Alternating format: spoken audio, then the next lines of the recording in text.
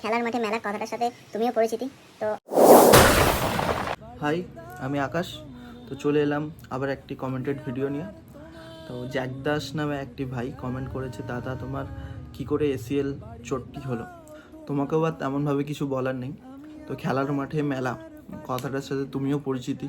তো আগে খেলার মাঠে খেলা হতো, এখন খেলার মাঠে ফার্স্ট অফ অল মেলা হয়, তারপর খেলা হয়।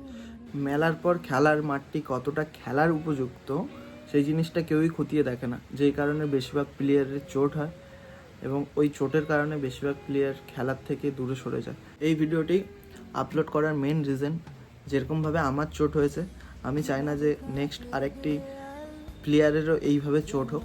জানি না ভিডিওটি কতজনের হেল্পফুল হলো। যদি কারোর হেল্প হয়ে থাকে লাইক করো, কমেন্ট করো এবং এই ভিডিওটি একটু শেয়ার করে দিও যাতে অন্য প্লেয়ারের কাছে এই ভিডিওটি পৌঁছতে পারে। তো সবাই সুস্থ থাকো, ভালো থাকো।